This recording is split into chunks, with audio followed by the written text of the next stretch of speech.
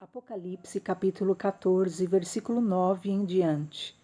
Nós vimos o versículo 1, onde Jesus já está no Monte Sião com a sua comitiva, os 144 mil que o acompanham por onde ele for no seu reinado aqui na terra.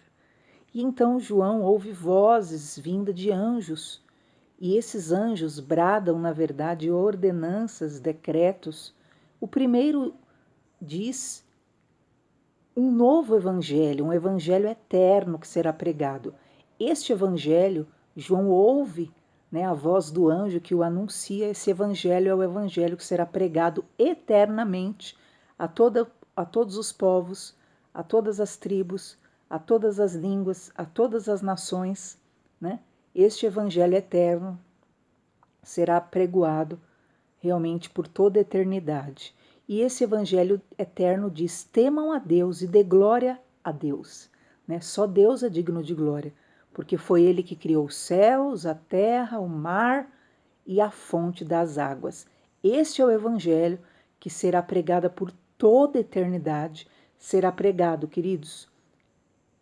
Esses anjos, no período da grande tribulação, eles já ecoarão isso. As pessoas estarão se curvando ao anticristo, mas será anunciado isso também pela boca das duas testemunhas, que nós já vimos anteriormente, mas também durante o milênio. Esse será o evangelho apregoado durante o milênio, e aqui diz que é o evangelho eterno. Na verdade, é o evangelho que vai prefigurar para todo sempre, por toda a eternidade, Por quê? Porque todo ser criado por Deus, tudo o que existe, tudo que há neste mundo e universo precisa adorar a Deus, glorificar a Deus e reconhecer quem é o seu Criador. A segunda voz, nós vimos que sai o decreto da queda da Babilônia, a Babilônia que simboliza, a sedutora dos povos, das nações e, acima de tudo, aquela que conduziu à idolatria multidões, que na verdade prefigura aqui a Babilônia espiritual, que nós veremos em outros capítulos. A terceira voz que João ouve diz o seguinte, versículo 9: seguiu-se a estes outro anjo. Preste muita atenção nisso, porque é muito sério. O outro dizendo em grande voz. Agora, João ouve um terceiro decreto vindo da boca daqueles anjos por parte do Senhor. E o decreto era: se alguém adora a besta e a sua imagem e receber a sua marca na fronte ou sobre a mão, também esse beberá do vinho da cólera de Deus, preparado sem mistura do cálice da sua ira. Então perceba, queridos, todos aqueles que receberem, adorarem primeiramente ao anticristo, a imagem do anticristo, e receberem a marca ou o nome do anticristo na sua testa ou na sua mão, também receberão a mesma punição, o mesmo fim que o anticristo levará. Também, por quê? Porque serão coniventes com aquilo que são as ações do anticristo. O anticristo blasfemará de Deus, o anticristo desafiará a Deus, o anticristo mudará leis, criará leis iníquas, profanas, malignas, injustas sobre a terra. E todo aquele que aceita a marca dele, aceita ele, confia a ele a sua vida, porque eu confio, é uma confiança, eu confio nele, porque ele vai me dar, o pão de cada dia, ele vai me dar alimento, eu confio nele, eu confio a minha saúde, eu confio. Então, todo aquele que aceitar a marca do anticristo, ou o sinal do anticristo na mão ou na testa, receberá, beberá do vinho da cólera de Deus. Assim como chegará a hora do anticristo ser punido severamente por toda, né, mentira, engano, violência, crueldade, todo o mal que ele fará na terra durante os 7 anos, assim como chegará o momento, né, o cálice da ira de Deus, né, vai estar enchendo. Enquanto ele está ali cometendo erros, aquele cálice da ira de Deus vai estar acumulando. Serão 7 anos que o anticristo terá liberdade de agir. Mas assim como ele será punido, assim também aqueles que são os mensageiros dele, né? Aqueles que são os seguidores dele, aqueles que foram cúmplices dele, aqueles que foram coniventes a ele, porque qualquer pessoa que tenha o quê? Aquilo que é, né, a sua ética, a sua moral, ela vai ver diante das leis, diante, né, do abuso, diante daquilo que é o autoritarismo, diante daquilo que é, né, a perversão, né, deste, que ele não é digno, né, de ser honrado, não é digno de ser aplaudido e muito menos ainda adorado, venerado, independente dos sinais que ele fará. Então, as pessoas que receberem a marca da besta, está aí no versículo 9, capítulo 14, eles beberão do cálice da cólera de Deus, preparado sem mistura, o cálice da ira de Deus. Então imagina, queridos, nós vimos lá, né, que ele será o quê?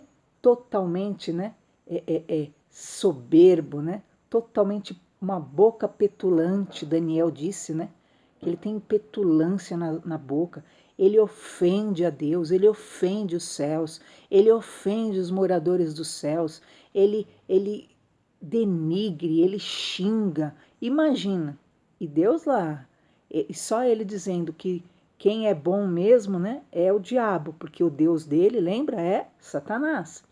E ele xingando Deus, 1 ano, imagina, a ira de Deus, né, vai subindo, e diz o quê? Que o cálice da ira preparado sem mistura, quer dizer, esse cálice, queridos, não vai ser um cálice misturado com água, não.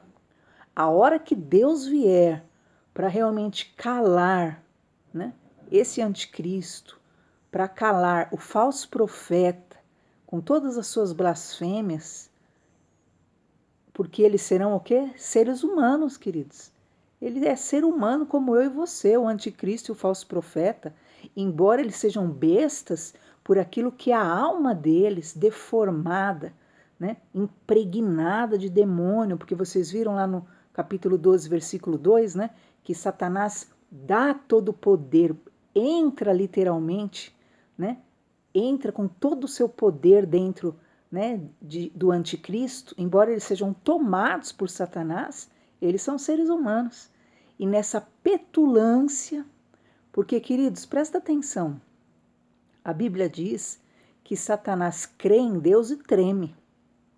Satanás mesmo, por si, ele não faz isso, porque ele conheceu Deus face a face. Mas a petulância ali do anticristo, né, do falso profeta, seguro com a força do diabo, imagina o cálice que eles vão beber. E pior, esse cálice da ira, como diz aqui, sem mistura, preparado para puni-los, também beberá todo aquele que se curvar a ele. Porque quando você se curva a alguém, o que você está dizendo? Eu reconheço a tua força, eu reconheço que você realmente é bom, não é verdade? Quando você se curva, você se submete. Quando você se submete, você vai submeter a quem você aprecia. Então, na verdade, quem se submeteu a receber a marca, né, na testa ou na mão do anticristo e ali, né, o apoio do falso profeta, é porque, na verdade, não se importava com o que ele fazia, com aquilo que era, né, as suas ações iníquas, com aquilo que era a sua afronta ao Deus único. E por isso, estes que receberem a marca da besta Vale a pena você ouvir e saber claramente disso. Se alguém adora a besta, o anjo disse, e a imagem dela, aquele que adora e receber a marca na fronte ou na mão, também este beberá do vinho da cólera, sem mistura, o cálice da ira de Deus. Então receberão sobre si também todos os que receberam a marca da besta, todos os que o reverenciaram, todos os que o aplaudiram, enquanto ele desafiava a Deus, receberão e beberão do mesmo cálice da ira e receberão o mesmo juízo. E qual é esse juízo? Versículo 10, parte B. E será atormentado com fogo e enxofre diante dos santos anjos e na presença do Cordeiro. Sabe o que significa isso? Todo aquele que receber será lançado no lago de fogo e enxofre. E diz o quê? Será atormentado com fogo e enxofre diante dos anjos e diante do Cordeiro. Então é importante, né? Vocês vão ver mais para frente, né? Entender. Muita gente acha que vai passar, né? Que os ímpios, os que abandonam a Deus, vão passar a eternidade no inferno. Não. Você vai ver que depois o inferno é lançado no lago de fogo e enxofre. O que é eterno é o lago de fogo e enxofre. Nós vamos ver juntos. E a Bíblia fala, queridos, deste momento, né? Mateus 3,12 diz sobre a queima da palha em fogo inextinguível. Então é um lago de fogo e enxofre, aonde a palha. O que é palha? A diferença do trigo e da palha. A palha tem aparência somente. É um ser humano comum, né? No âmbito de ser humano, de humanidade, né? Mas a palha não é trigo, então ela aparenta, né? Ter ali a sua, como o trigo, a mesma aparência, mas não tem aquilo que é o resultado do trigo, não tem o que? Aquilo que é o valor do trigo. E a Bíblia diz que Jesus, em Mateus 3,12, queimará a palha em fogo inextinguível. Aquele que não presta para nada. Palha não presta para nada. Palha não acrescenta nada, né? Então a palha será queimada em fogo inextinguível. Em Mateus 13, nós vamos ver a parábola da rede, que ela é muito significante. Mateus 13:47. Vamos ler juntos. O reino dos céus é semelhante a uma rede que é lançada no mar e recolhe peixes de toda a espécie. E quando já está cheia, os pescadores arrastam-na para a praia e, assentados, escolhem os peixes bons para os cestos e os ruins deitam fora. Assim será na consumação do século. Sairão os anjos e separarão os maus dentre os justos e os lançarão na fornalha acesa. Ali haverá pranto e ranger de dente. Então nós vemos nessa parábola, né, da rede, que é pouquíssimo, né, comentada, que diz que naquele dia será como um pescador que lança a sua rede e ali vem naquela rede todo tipo de coisa, todo tipo de peixe, não é? Vem até, se deixar, vem pneu, vem tudo naquela rede. Só que ele arrasta a rede para a margem e ali ele vai fazer a separação dos peixes bons e dos peixes inadequados, os peixes maus. E diz então que os peixes ruins ele lança fora. E os peixes bons ele acolhe no seu cesto, né? Aquilo que é, né? O peixe, né, ruim está ali apodrecido, ou um peixe ruim que não serve para alimento, porque há peixes também que têm veneno, não é verdade? Ele lança fora. E os peixes bons ele guarda no cesto. Então assim será. Aqueles que têm a marca da besta, aqueles que se sujeitaram, né, aceitaram esse governo, né, Ah, porque eu devo obediência ao Estado. Esse é o pior sentimento, né, que pode submeter uma pessoa à destruição, porque tem um limite, não é verdade? Por isso os judeus sobreviveram com a ajuda de Deus, porque eles tinham um limite daquilo que era a obediência. O anticristo virá com leis impróprias, o anticristo desafiará Deus, ele declaradamente é contra Deus. Então quem o apoia é cúmplice dele, logo terá o mesmo fim dele, você verá no fim dele que ele será lançado num lago de fogo e enxofre. E nós vimos aqui que será feita realmente essa separação literal. Aquele que tem a marca será lançado no lago de fogo. O que disse o versículo 49? Assim será na consumação dos séculos. Sairão os anjos, separarão os maus dentre os justos e os lançarão na fornalha acesa. Ali haverá choro e ranger de dentes. Agora vamos ver o que ocorre também, né?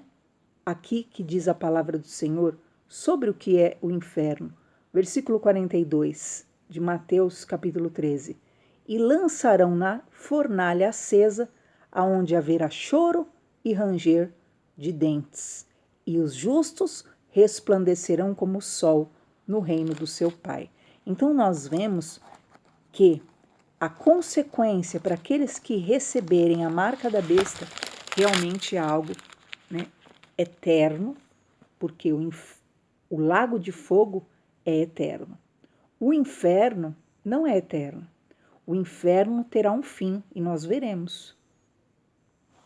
Mas o lago de fogo realmente é a eternidade de condenação, aonde a Bíblia diz: lá não morre o verme e o fogo não apaga. Então, o verme, né, literalmente, é a pessoa, né?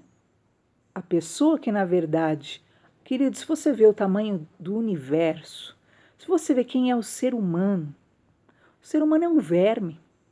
Se você ler no Antigo Testamento, o Senhor mesmo fala, ó vermezinho de Jacó. O ser humano, queridos, é menos que uma pulga.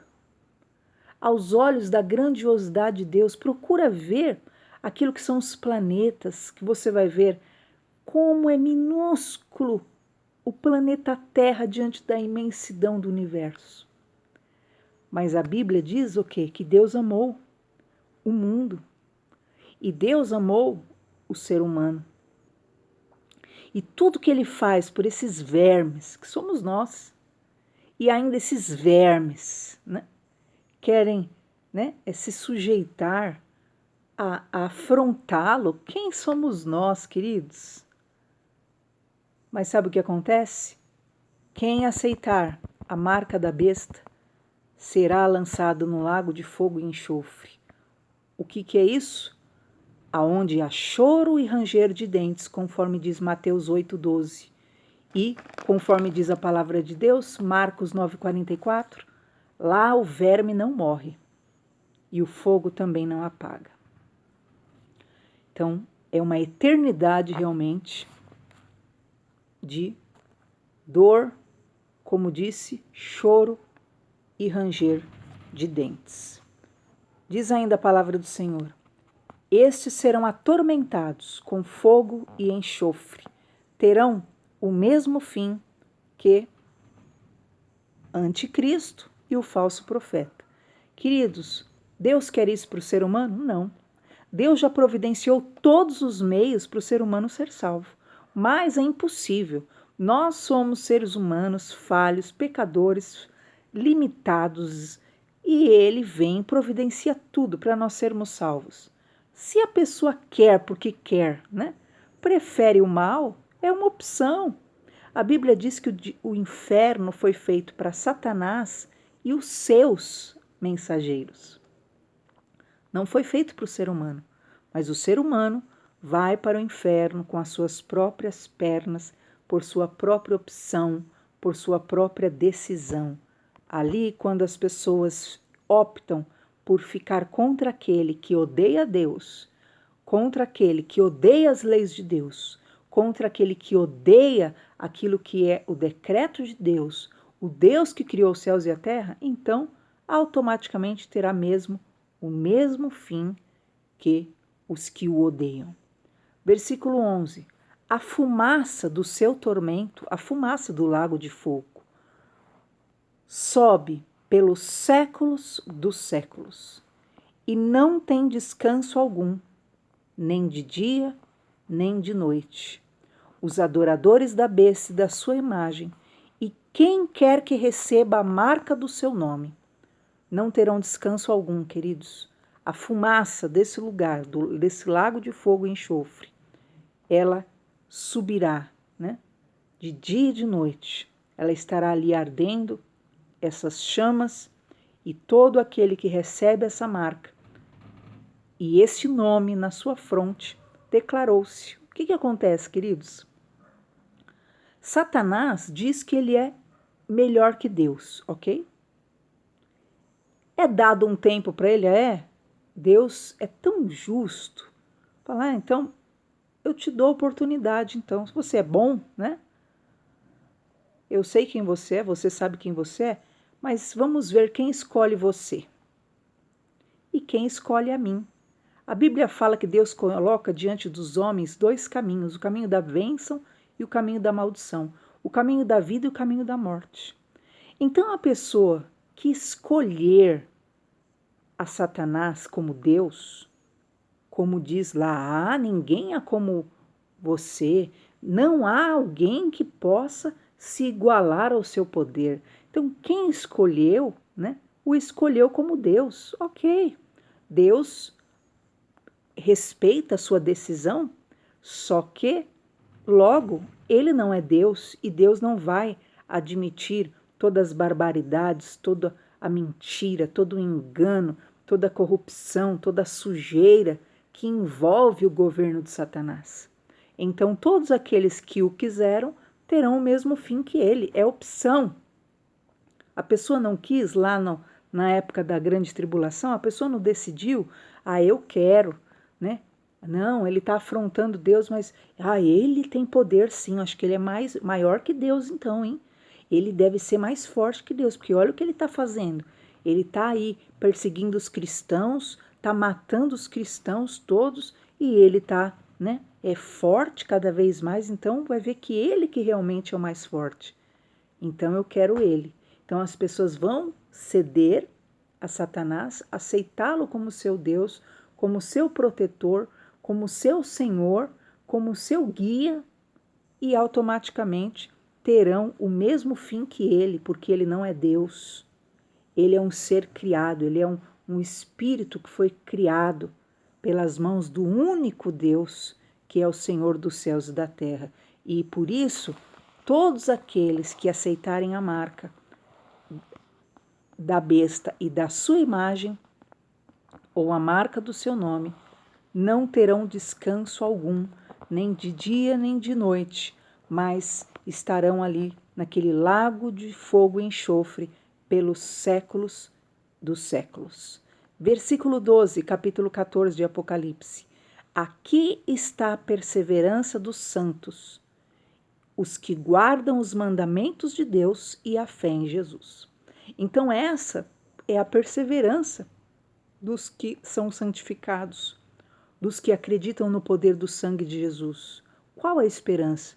A esperança de que Deus um dia fará separação entre a palha e o trigo. Deus um dia fará a separação entre o joio e o trigo. Deus um dia fará a separação entre os peixes bons e os peixes ruins. Deus um dia fará a separação entre os maus e os bons. Então essa é a esperança dos justos, sabendo que o Senhor é justo para dar a cada um conforme o fruto das suas decisões, conforme o fruto das suas ações. Então essa é a perseverança. Por isso nós guardamos a palavra do Senhor e nós guardamos a fé em Jesus. Nós guardamos o mandamento do Senhor no nosso coração e a fé no Filho de Deus que tem poder para nos salvar.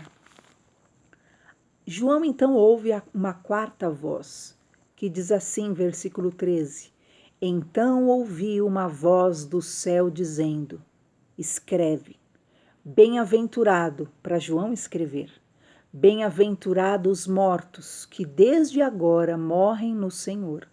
Sim, diz o Espírito, para que descansem das suas fadigas, pois as suas obras os acompanham. Então, naquele momento, João ouve essa voz e o anjo do Senhor fala para que ele escreva essa verdade espiritual que já foi dita lá no Antigo Testamento, na verdade, né? Que o Senhor tem prazer na morte dos seus santos. Por quê? Porque a morte de alguém que pertence a Deus, que confia em Deus, é descanso. E então, nesta voz que João ouve, é dito: Bem-aventurados os mortos, que desde agora morrem no Senhor. Então, a partir daquele momento, é dito a João: Feliz é aqueles que morrem no Senhor, a partir daquele momento, porque esses estariam descansando das suas fadigas, dos seus cansaços, das suas batalhas, e levariam consigo as suas obras, a sua fé, a sua confiança no Todo-Poderoso e o seu esforço de agradar a Deus. As suas obras os acompanharão.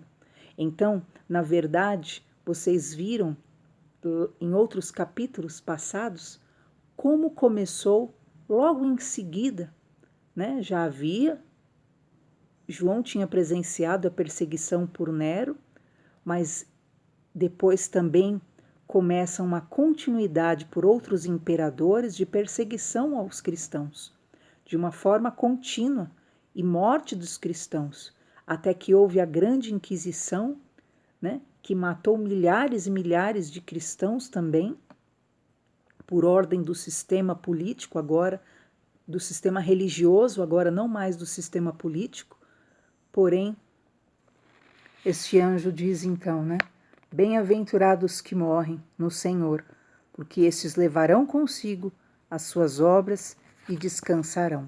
E realmente, queridos, depois disso, já estava e já havia grande perseguição sobre os cristãos em Nero, né, que nós sabemos que foi terrível. Nero, pensavam que ele era o anticristo.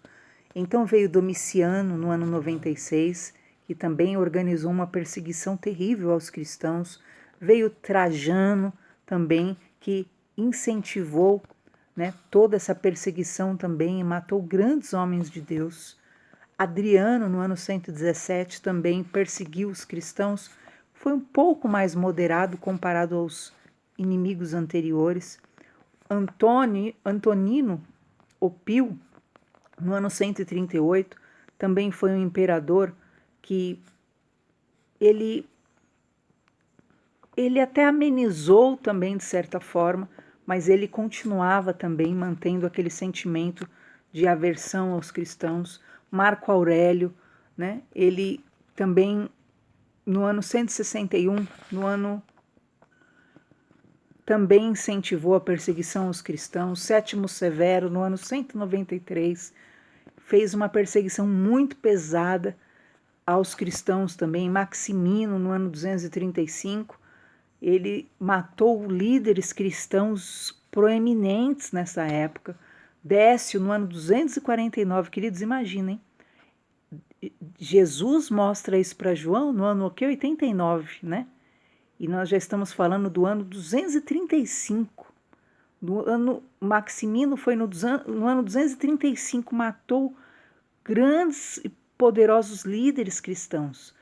249, Décio estava ainda exterminando e queria exterminar o cristianismo da face da terra. Valeriano, no ano 253 a 260, também queria destruir completamente o cristianismo. E o último grande imperador, né, perseguidor dos cristãos, foi em 284 até 305, através de Diocleciano, que foi a última perseguição imperial e a mais severa, porque ela se estendeu realmente por todo o império né? Durante 10 anos, queridos, os cristãos foram caçados pelas cavernas e florestas. Já viviam escondidos, né? E ainda assim, esse Diocleciano, que foi um imperador, perseguiu em cavernas.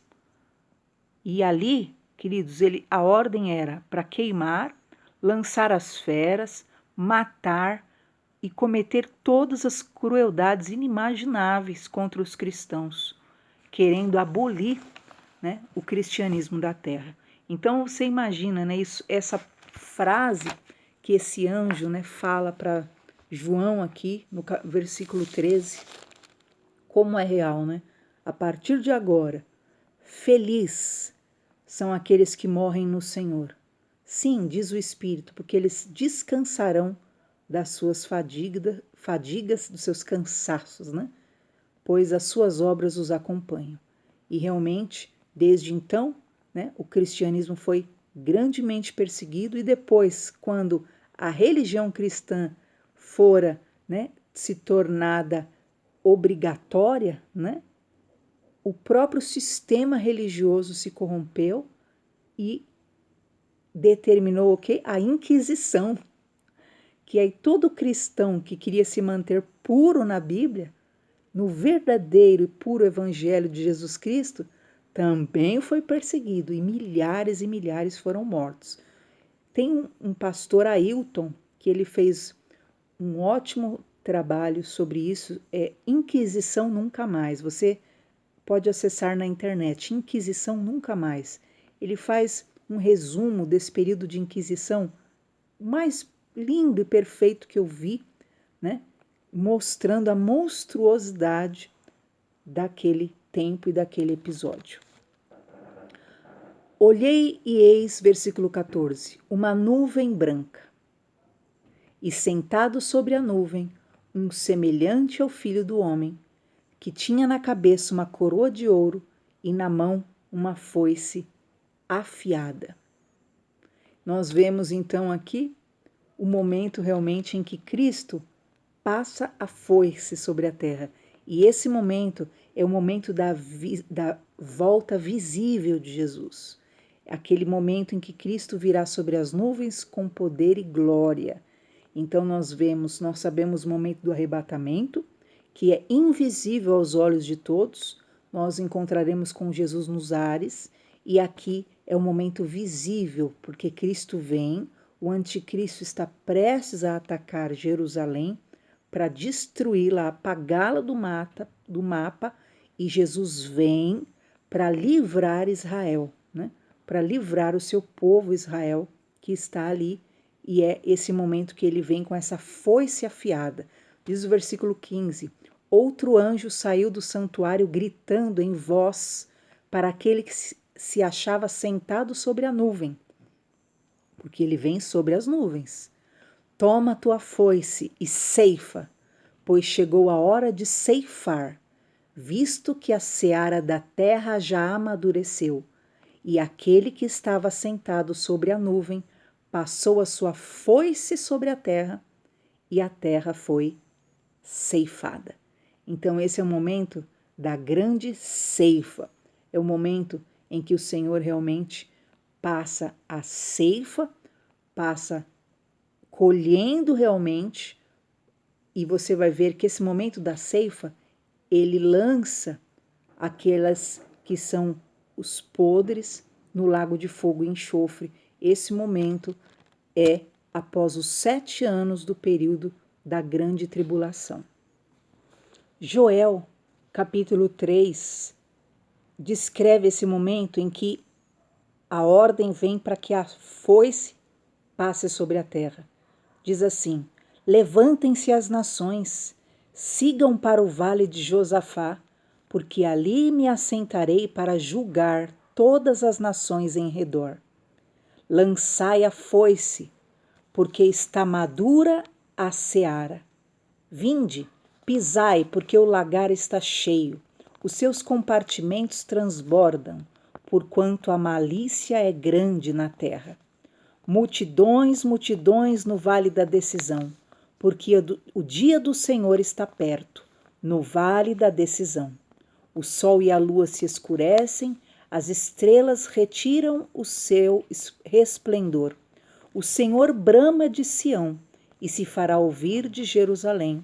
Os céus e a terra tremerão, mas o Senhor será o refúgio do seu povo e a fortaleza dos filhos de Israel. Sabereis assim que eu sou o Senhor vosso Deus, que habito em Sião, meu santo monte, e Jerusalém será santa, estranhos não passarão por ela. Então nós vemos esse momento que é o dia da grande ceifa, que estes realmente serão ceifados, tirados da terra, e o Senhor Jesus reinará em Jerusalém por 1000 anos sobre todas as nações, povos, tribos e línguas, e será um dia realmente em que Jesus vem de forma visível sobre as nuvens.